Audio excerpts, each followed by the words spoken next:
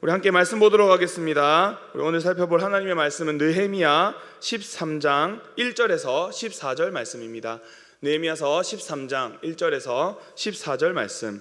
제가 한 절 읽고 우리 성도님들 한 절 이렇게 교독하시고 마지막 14절은 함께 읽도록 하겠습니다. 1절부터 14절까지 저부터 교독하겠습니다. 읽겠습니다. 그날 모세의 책을 낭독하여 백성에게 들렸는데 그 책에 기록하기를 암몬 사람과 모압 사람은 영원히 하나님의 총회에 들어오지 못하리니 이는 그들이 양식과 물로 이스라엘 자손을 영접하지 아니하고 도리어 발람에게 뇌물을 주어 저주하게 하였음이라.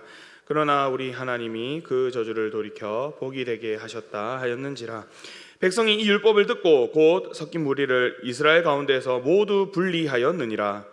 이전에 우리 하나님이 전에 망을 맡은 제사장 엘리야십이 도비아와 연락이 있었으므로 도비아를 위하여 큰 방을 만들었으니 그 방은 원래 소재물과 유향과 그릇과 또 레위 사람들과 노래하는 자들과 문지기들에게 11조로 주는 곡물과 새 포도주와 기름과 또 제사장들에게 주는 거제물을 두는 곳이라. 그때에는 내가 예루살렘에 있지 아니하였느니라. 바벨론 왕 아덱사스다 32년에 내가 왕에게 나아갔다가 며칠 후에 왕에게 말미를 정하고 예루살렘에 이르러서야 엘리야십이 도비아를 위하여 하나님의 전뜰에 방을 만든 악한 일을 안지라. 내가 심히 근심하여 도비아의 세간을 그 방 밖으로 다 내어 던지고 명령하여 그 방을 정결하게 하고 하나님의 전에 그릇과 소재물과 유향을 다시 그리로 들여 놓았느니라. 알아본즉 레위 사람들의 받을 몫을 주지 아니하였으므로 그 직무를 행하는 레위 사람들과 노래하는 자들이 각각 자기 밭으로 도망하였기로 내가 모든 민장을 꾸짖어 이르기를 하나님의 전이 어찌하여 버림바 되었느냐 하고 곧 레위 사람들을 불러 모아 다시 제자리에 세웠더니 온 유다와 곡식과 새 포도주와 기름의 11조를 가져다가 곳간에 드림으로 내가 제사장 셀레미야와 서비관 사우독과 레위 사람 브다야를 창고지기로 삼고 마따냐의 손자 삭굴의 아들 하난을 버금으로 삼았나니 이는 그들이 충직한 자로 인정됨이라. 그 직분은 형제들에게 분배하는 일이었느니라. 내 하나님이여 이 일로 말미암아 나를 기억하옵소서. 내 하나님의 전과 그 모든 직무를 위하여 내가 행한 선한 일을 도말하지 마옵소서. 아멘. 오늘 말씀을 근거로 마지막이 마지막까지라는 주제로 이제 느헤미야 마지막 우리 말씀을 우리 증거하도록 하겠습니다. 세 살 버릇 여든 간다라는 속담이 있습니다. 어린 시절에 형성된 습관이나 태도가 평생 동안 지속된다라는 의미를 가지고 있죠. 이 속담에는 이 사람에 대한 고찰을 할 수 있는 부분들이 있습니다. 어떤 행동을 오랫동안 반복하여 습득해버리면 이게 이제 몸에 익어버리기 때문에 처음에 좋은 습관을 들여놓는 것이 중요하다, 이런 것도 또 생각할 수 있겠고, 또 반대로 한 번 안 좋은 습관을 들이면 고치기가 여간 어렵다라는 것을 뜻하기도 합니다. 우리의 신앙생활도 처음 시작할 때 이 신앙의 습관을 잘 길러야 합니다. 처음부터 말씀과 기도, 예배 생활을 제대로 배워놓고 습관화 시켜놓아야 이것이 잘 쌓여서 하나님이 기뻐하시는 온전한 사람으로 자라갈 수 있습니다. 반대로 잘못된 습관, 온전한 좋은 습관이 아닌 그런 다른 습관이 몸에 배어버리면 이미 몸에 스며버렸기 때문에 그 습관을 바꾸는 것은 여간 쉽지가 않습니다. 오늘 말씀은 이 이스라엘 백성들이 뿌리 깊이 박혀있던 이 좋지 않은 습관이 드러나는 이야기입니다. 느헤미야가 성벽과 성전을 잘 건축하여서 다시 하나님의 백성답게 살 수 있던 토대를 마련해 놓았음에도 이들은 안 좋은 길로 가고 있는 그 관성이 다시 작용하여서 다시 돌아가버리는 그러한 모습을 봅니다. 오늘 말씀을 통하여 이들이 어떤 상황 가운데 돌아가려고 하는지를 살펴보고 느헤미야가 마지막까지 이들을 섬기는 것을 보면서 우리의 신앙의 여정을 어떻게 걸어가야 할지를 한번 살펴보도록 하겠습니다. 오늘 말씀을 이제 조금 나누어서 보면 1절부터 3절까지 말씀은 12장 말씀의 연장선이라 할 수 있습니다. 12장까지는 이스라엘 백성들이 하나님 앞에 언약하고 개혁되는 아주 긍정적이고 좋은 이야기들입니다. 이스라엘 백성들 안에 있던 이방인들을 분리해내는 작업을 3절까지 쭉 합니다. 그리고 아주 건강하게 이것을 개혁합니다.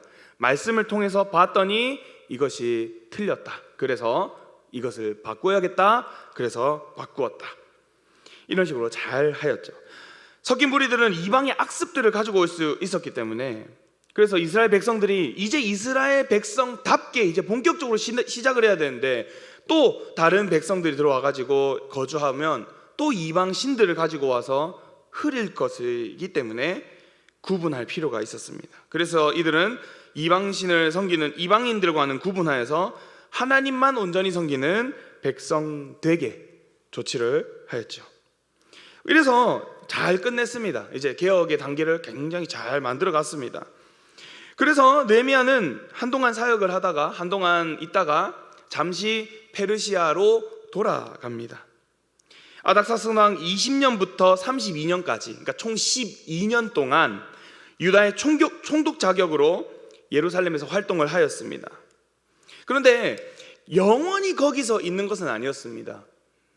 느헤미야가 아닥사스다 왕에게 잠시 제가 갔다 올 수 있게 해주십시오라고 이렇게 얘기를 했기 때문에 거기서 일이 다 끝나면 다시 본국으로 돌아와야 되는 것이었습니다. 그래서 바벨론 왕 아닥사스다 32년에 내가 돌아갔다가 다시 왔다 라고 하고 다시 왔지만, 그런데 페르시아로 돌아갔던 느헤미야는 다시 가기를 원했습니다. 6절에 보면 내가 왕이 나아갔다가 며칠 후에 왕에게 말미를 청하고 라고 하면서 왔는데 다시 내가 가야겠다라는 생각이 들어서 왕에게 왕이여 제가 다시 거기로 가고 싶습니다 라고 이렇게 말을 한 겁니다. 근데 사실 여기서 말하는 며칠이라는 것은 실제로 진짜 오자마자 며칠도 안 돼서 라기보다는 한 1년 정도의 기간, 한 그 정도의 기간이라 할 수 있습니다.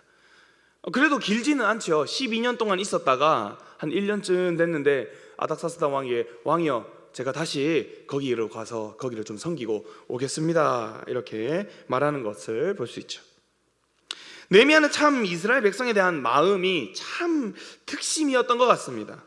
12년 동안 많은 것을 이렇게 놓았음에도 불구하고 아직도 혹시나 자기가 더 해야 할 일이 있는가 생각하다가 보니 왕에게 또다시 제가 또 한번 가서 제가 좀 더 섬기고 오겠습니다 라고 다시 돌아오려고 하는 이 느헤미야의 모습을 보면 참 이런 영성을 우리가 본받아야겠다. 끝났다고 생각하고 오는 것이 아니라 내가 할 수 있는 혹시라도 부족한 것이 있으면 내가 조금이라도 더 하려고 하는 그러한 느헤미야의 어떤 영성이 참 우리에게도 필요하지 않을까라는 생각을 해봅니다. 자, 그렇게 느헤미야는 이미 어느 정도 이렇게 놓은 개혁에서 조금 더 또 이 부족한 것을 채우려고 돌아갔는데, 문제는 느헤미야가 다시 예루살렘으로 돌아간 그 시점에 다시 돌아가 보니까 소위 개판도 이런 개판이 아닐 수가 없던 것입니다. 느헤미야가 이렇게 놓은 개혁이 전부 다 수포로 돌아가고 있는 것을 느헤미야가 본 것입니다. 먼저 가자마자 알게 된 사실입니다. 4절과 5절입니다. 우리 같이 한번 읽어보도록 하겠습니다. 4절과 5절입니다. 시작. 이전에 우리 하나님의 전에 방을 맡은 제사장 엘리야십이 도비아와 연락이 있었으므로 도비아를 위하여 한 큰 방을 만들었으니 그 방은 원래 소재물과 유향과 그릇과 또 레위 사람들과 노래하는 자들과 문지기들에게 11조로 주는 곡물과 새 포도주와 기름과 또 제사장들에게 주는 거제물을 두는 곳이라. 자, 지금 일단은 잘 보면요, 누가 누구한테 줬나 이걸 잘 봐야 됩니다. 자, 먼저는 이 제사장 엘리야십이, 그러니까 제사장이 도비아와 아주 긴밀히 연락하는 사이다라고 말합니다. 아주 가까운 사이였다라고 합니다. 자, 근데 이 도비아가 누군가 이거를 생각해 봐야 됩니다. 도비아는 느헤미야에 나오는 주요 3악당 중에 한 명입니다. 산발랏, 도비아, 게셈, 이 3악당. 이스라엘이 계속해서 예루살렘의 그 성벽이 건축되는 것을 막으려고 어떻게든 내부적으로 외부적으로 갈등과 분란과 그 다음에 어떠한 이런 작전을 펼친 그 주요 3인 중에 한 명이 바로 도비아였던 것입니다. 그 3인 중에 한 명에게 한 명인 도비아가 지금 어떤 상황에 있냐? 어떤 한 큰 방을 엘리야십이 줬다 이렇게 말합니다. 근데 뭐 사실 누군가는 이렇게 말할 수도 있겠죠. 뭐 큰 방 뭐 줄 수도 있지. 뭐 한 방 정도 내주는 게 뭐가 그렇겠냐라고 생각할 수 있지만 그 방이 어떤 방인가를 알면 조금 이야기가 달라집니다. 자, 5절에 보면 뭐 소재물, 유향그릇, 내일 사람들 노래하는 자들과 문지기들에게 11조로 주는 곡물, 새 포도주의 기름, 제사장들에게 주는 거제물을 두는 곳 이렇게 돼 있죠. 여기서 중요한 건 뭐냐면 이곳이 성전의 건물이라는 겁니다. 성전의 건물. 어디보다도 거룩해야 되고 어디보다도 아주 중요하고 조심스럽게 다뤄져야 될 그곳이 지금 악당 도비아에게 넘겨준 것이죠. 그래서 한번 이렇게도 생각해 볼 수 있습니다. 지금으로 생각하면 마치 이런 겁니다. 우리 교회도 아닌 우리 교회에 우리 교인도 아닌 외부 인사에게 1층 소예배실 건물을 빌려준 것도 아니고 여기에 사무실로 쓰십시오 하고 내준 꼴이죠. 왔는데 다른 사람이 자유롭게 쓰고 있는 겁니다. 하나님 앞에 예배할 공간에서 다른 일을 벌이고 있는 겁니다. 심지어 누가 대제사장이라고 하는 사람이, 제사장 중에서도 최고, 그 나라에서 그 민족에서 가장 중요한 거룩을 담당해야 할 사람이 그렇게 내어준 상황이다라는 것입니다. 느헤미야가 얼마나 화가 났는지 도비아가 들여놓은 물건들을 전부 다 내어 던져버렸다라고 말하고 있습니다. 어떤 것보다 거룩하고 구별되어야 할 이 성전에 이방인이 자리 잡고 있는 이것이 도대체 이해가 되지 않는 것이죠. 그런 탓에 느헤미야가 이렇게 격분했을 겁니다. 느헤미야는 그 격분한 이후로 뭔가 심상치 않다, 이 지금 이스라엘 백성들이 심상치 않다라고 생각하여서 하나하나 조사를 해보는데 조사할 때마다 지금 별의 별일들이 다 나타납니다. 그 다음에 10절의 이야기를 한번 살펴보겠습니다. 10절 이야기입니다. 10절 같이 읽겠습니다. 시작. 또 내가 또 알아본즉 레위 사람들이 밭을 못을 주지 아니하였으므로 그 직무를 행하는 레위 사람들과 노래하는 자들이 각각 자기 밭으로 도망하였기로. 자, 느헤미야가 알아보니까 문제는 훨씬 더 심각한 상황 가운데 있습니다. 레위 사람들, 노래하는 사람들, 이 사람은 성전에서 풀타임으로 사역하고 있는 성전 봉사자들입니다. 이 사람들은 다른 일을 하지 않습니다. 성전에서 제사 드리는 일, 하나님 앞에 예배하는 일에 주로 쓰임받는 사람들입니다. 그런데 이 사람들을 이제 먹이기 위해서는 어떻게 해야 되냐? 사람들의 11조로 그 사람들을 먹여야겠죠. 그래서 그 사람들이 성전 섬기는 일에만 최선을 다하도록 그 10분의 1을 드리고 그렇게 하는 사례를 주는 어떤 그런 방식으로 운영이 되고 있는데, 그런데 다들 11조를 내지 않는 겁니다. 아무도 11조를 내지 않으니까 어떻게 됩니까? 배를 쫄쫄 굶기 시작하죠. 여기서 내가 성전에서 섬겨야 되는데 성전에 들어오는 우리에게 오를 몫이 없으니까 계속 여기 성전에만 있을 수 있겠습니까? 자신들도 먹고 살아야 되니까 성전을 다 떠나서 밭에 가가지고 소출을 거둬서 먹어야 되지 않겠습니까? 그렇게 성전에서 제사를 온전히 섬길 자가 없으면 어떻게 됩니까? 당연하게 제사의 질이 떨어집니다. 이 거룩성이 떨어지는 겁니다. 온전한 예배가 되겠습니까? 예배가 무너지죠. 섬기는 사람이 온전히 섬기지 못하는 상황 가운데 있는데 어떻게 그게 제대로 섬겨지겠습니까? 이렇게 대제사장도 문제가 있고, 그리고 성전에 드리는 제사도 문제가 있는 이 이스라엘 백성들, 오늘 다룰 말씀은 이 두 가지 정도밖에 없지만 사실 13장의 말씀은 이 외에도 모든 부분에서, 거의 대부분의 부분에서 다 무너져 버려서 예전으로 돌아갔다는 것을 알 수 있습니다. 예배가 무너지고 또 이 본문 뒤에는 안식일이 무너집니다. 안식일에 온전히 섬기는 안식일이 무너집니다. 안식일 지키는 건 무너지고, 또 이방인들과 결혼해가지고 분명히 이방인들 그 구분해 내라고 했는데 바로 이방인과 결혼해가지고 또 결혼 문제가 잡히죠. 거룩을 누구보다도 지켜야 될 제사장도 무너지고, 이렇게 총체적인 문제가 느헤미야가 페르시아로 갔던 그 잠시 갔던, 물론 한 1년이 잠시가 아닐 수 있지만 섬겼던 12년에 비해서는 아주 짧은 기간, 그 기간에 이 모든 문제가 터졌다라는 것을 보게 됩니다. 저희는 오늘 이 말씀을 보면서 우리의 믿음 생활에 대해서 생각해 볼 수가 있습니다. 예를 한번 들어보고 싶습니다. 저는 예전에 지금보다도 몸무게가 훨씬 더 나갈 때가 있었습니다. 거의 한 3자릿수 가까이, 넘지는 않았지만 거의 가까이 갈 때가 있었습니다.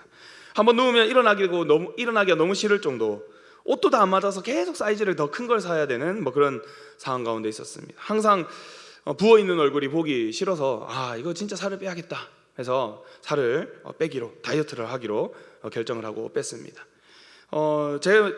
다행히 제 체질이 빨리 잘 찌고 또 잘 빠지는 체질이라서 한 2-3달 만에 한 15kg를 또 확 감량을 할 수가 있었습니다. 그런데 문제는 이 빼는 게 문제가 아닙니다. 빼는 거는 사실 조금 굶거나 아니면 좀 운동을 하면 어차피 칼로리를 줄이면 좀 빠지기 때문에 빼는 거 자체는 문제가 아닙니다. 뭐가 문제냐면 유지하는 게 어려운 겁니다. 유지하는 게. 빨리 빼는 건 쉬운데 이제 이대로 쭉 유지해서 가는 거는 결코 쉽지가 않습니다. 이 정도의 몸무게를 유지하려면 적게 먹어야 됩니다. 그리고 풀떼기를 먹어야 됩니다. 얼마나 싫습니까? 다이어트를 하고 나서 유지하지 못하면 일어나는 현상이 무슨 현상이라고 하죠? 요요 현상이 저에게 일어났습니다. 계속 먹고 나고 빼기는 뺍니다. 어느 수준까지는 빼지만 유지가 안 되죠. 또 먹고 싶은 것 성공을 하면 성공했으니 먹자. 또 다시 찝니다. 또 뺍니다. 유지하는 것을 해야 결국은 건강이 유지되고 이게 나중에는 체질화 될 텐데 잠시 빼는 거 가지고는 어렵다는 거죠. 우리 신앙생활도 마치 이 죄의 요요 현상과 같은 그런 일들이 우리 안에서 일어납니다. 한데 말씀을 듣고 은혜를 받으면 내 안에 강한 불 같은 것이 일어납니다. 이렇게 살아야겠다, 이렇게 말씀대로 살아가야겠다, 해야겠다. 어떤 도전 욕구가 일어나고 이런 어떤 야성이 일어나서 이제 이렇게 해보자라는 어떤 마음을 가지고 시작을 합니다. 그래서 탁 치고 나갑니다. 어느 정도까지는 적당히 어떤 믿음의 어떤 그런 힘을 가지고 갑니다. 그런데 어느새 불이 사그라집니다. 내 안에 뭔가 불 같은 것이 말씀의 불 같은 것이 일어났다가 이제 사그라지면 본래 내가 살았던 이 죄의 이 모습, 죄된 삶의 모습이 서서히 일어납니다. 그래서 내 안에서 이런 말이 막 들립니다. 기도 조금만 덜 하자. 너무 그렇게 열심히 할 필요 없다. 좀만 덜 하자. 좀 쉬다가 해도 괜찮다.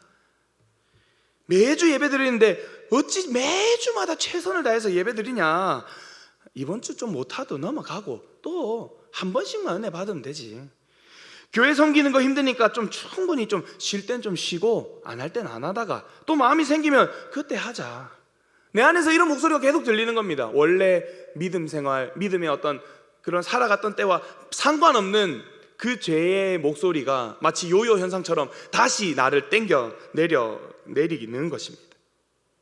신앙의 연수가 하나님과 동행하는 날수가 많고 신앙의 추억이 많아서 참 감사하긴 하지만 그렇다고 그 신앙의 연수 자체가 현재 신앙의 깊이를 보증하지는 않습니다. 아무리 새벽제단을 10년 넘게 쌓아서 새벽제단을 오래 쌓았다고 하더라도 그 새벽제단을 놓아버리면 며칠도 안 돼서 전혀 새벽제단을 쌓는 사람과는 상관없는 삶으로도 언제든지 돌아갈 수가 있습니다. 그래서 우리에게는 오늘의 은혜가 중요합니다. 날마다 사모하는 오늘의 은혜가 중요한 것이죠. 우리 한번 따라해 볼까요? 날마다 사모하자. 과거에 내가 이랬어요. 과거에 내가 이런 은혜를 받았어요. 물론 그게 추억이 될 수 있지만 그게 현재 신앙과 연관되지 않으면 큰 의미는 없습니다. 또 미래, 앞으로는 그렇게 할 거야. 나중에 어떤 때가 되면 그때는 그렇게 할 거야. 현재 믿음의 생활에 어떤 그러한 것도 없으면서 나중에 그렇게 한다? 나중도 없습니다. 항상 현재가 중요합니다. 지금 내가 하나님 앞에 얼마나 하나님을 붙들며 나아가는가, 오늘에 내가 하나님 앞에 얼마나 그 은혜를 사모하며 나가는가, 그것이 중요한 것이죠. 그래서 우리는 항상 오늘의 은혜, 지금 나에게 주시는 하나님의 말씀이 있어야 됩니다. 성도 여러분, 요즘 어떤 말씀을 묵상하십니까? 요즘 들었던 말씀 중에 어떤 말씀이 나의 마음을 울리고 변화시킵니까? 아니면 기도하는 가운데 어떤 응답을 받고 있고 어떤 그런 하나님 앞에 뜻을 구하고 기도하며 나아갑니까? 하나님에 대하여 둔감하고 말씀에 대하여 둔감한 분들이 있다면 제가 했던 질문들에 대해서 거의 대부분의 답을 할 수가 없을 것입니다. 이런 분들은 다시금 하나님께로 시선을 돌려서 오늘 나에게 말씀하시는 그 말씀을 듣고 그 말씀을 들으려고 노력하셔야 되는 것이죠. 자, 그렇다면 이스라엘 백성들은 어떻게 자신들의 상황을 타파합니까? 먼저는 이 느헤미야가 아주 다시금 또 강력한 또 개혁을 추진하면서 그들을 돌이킵니다. 느헤미야가 리더들을 불러서 그들을 꾸짖습니다. 민장들을 불러가지고 꾸짖습니다. 어떻게 그럴 수가 있느냐? 어떻게 하나님의 이 섬기는 자들이 다 저렇게 도망가고 있는데 당신들 11조 안 하고 이래가지고 먹을 것도 없는데 어떻게 이렇게 하냐? 이렇게 막 엄청 꾸짖습니다. 다행히도 자신들의 믿음 없음을 지적했던 그 느헤미야한테 대드는 것이 아니라 순종합니다. 그래, 내가 잘못했지, 우리가 잘못했지. 그래서 다시 11조를 다 드립니다. 다시 곳간에 거기에 다시 그걸 채우고 사람들을 불러서 다시 정상화할 수 있도록 조치를 합니다. 이 이후에도 느헤미야는 부족한 부분을 볼 때마다 처절하게 개혁을 단행합니다. 13장 25절에 보면 이거는 굉장히 얼마나 느헤미야가 강력하게 분을 내는지 볼 수 있습니다. 제가 한번 읽어보겠습니다. 내가 그들을 책망하여 저주하며 그들 중 몇 사람을 때리고 그들의 머리털을 뽑고 이르되, 이렇게 말합니다. 얼마나 화가 났는지, 얼마나 거기에 대해서 분이 났든지 지금 몇 사람을 막 잡아서 때린 겁니다. 심지어 그 사람 머리털까지 다 쥐어 뜯어가지고 너희가 진짜 어떻게 그럴 수 있느냐 이러면서 어떻게 보면 굉장히 감정적인 어떤 모습을 볼 수가 있습니다. 그런데 이렇게까지 해서라도 그들을 돌이켜야 되는 것이죠. 이렇게까지 대놓고 보여주면서 너희가 얼마나 잘못했는가라는 것을 그들 하나님의 앞에서 또 그들을 꾸짖었다는 것을 보게 됩니다. 이들이 변하기 위해서는 처절한 과정이 있어야 됩니다. 그냥 잘못했네, 내가 돌이켜야지, 이 정도 가지고는 안 됩니다. 느헤미야가 이 정도로 강력하게 다시금 그들을 처절하게 다시 심지어 때리고 머리털을 쥐어 뜯을 정도로 그들 가운데 돌이키라는 사인을 주었을 때 그들이 돌이킬 수 있는 것입니다. 성도 여러분, 우리의 믿음을 더욱더 공고히 하기 위해서는 그냥 마음의 변화 정도로는 안 됩니다. 결단해야 됩니다. 결단. 내가 이렇게 살면 안 되겠다, 내가 이렇게 하면 안 되겠다라고 마음을 딱 정해서 바꿔야 되는 것입니다. 내가 이렇게 하겠습니다, 이렇게 가겠습니다라고 부딪히고 거기에 대해서 결단하고 나아갈 때 내가 변화될 수 있는 겁니다. 말씀이 나를 비출 때, 나의 연약함을 드러낼 때 즉시 순종하고 적용하셔야 됩니다. 여기서 중요한 것은 즉시입니다. 즉시. 말씀이 나에게 찾아와서 비출 때에 아닙니다. 지금 당장 내가 이 부분을 적용해내야 되는 것입니다. 우리 성도님들이 좀 오해하시는 게 있는데, 적용하는 건요, 내가 잘하는 걸 적용하는 게 아닙니다. 적용은 항상 내가 어려워하는 거를 해야 적용입니다. 예를 들어서 내가 찬양을 좋아합니다. 그런데 적용을 할 때 하나님 앞에서 찬양하는 삶을 살아야겠다, 이거는 적용 아닙니다. 원래 내가 좋아하는 걸 또 하는 거니까요. 내가 못하는 거, 내가 연약한 거, 내가 부족한 거, 그거를 적용하는 것이 진짜 적용인 것입니다. 우리 성도 여러분들은 우리 모두 지금 여기서 믿음으로 살아가기를 결단하며 나가는 성도님들 되시기를 주님의 이름으로 축원합니다. 말씀을 마무리합니다. 이스라엘 백성들의 신앙의 개혁은 마지막이 없습니다. 끝났다 싶으면 또 무너지고 바로 잡아야 하는 것이 바로 이스라엘 백성입니다. 그래서 개혁의 연속입니다. 마지막까지 믿음의 삶을 살려고 노력하지 않으면 얼마든지 무너질 수 있음을 오늘 말씀을 통해서 보게 됩니다. 우리의 신앙의 여정도 마찬가지입니다. 우리는 예전에 받았던 은혜 가지고 오늘을 살아갈 수 없습니다. 오늘의 은혜를 가지고 지금 여기에서 하나님 앞에 서 있는 것입니다. 날마다 하나님을 묵상하고 말씀 앞에 기도하며 예배하며 나아갈 때에 우리는 믿음으로 승리할 수 있습니다. 우리 모든 성도 여러분들, 오늘의 은혜를 사모하며 나가는 믿음의 사람들이 되시기를 주님의 이름으로 축원합니다.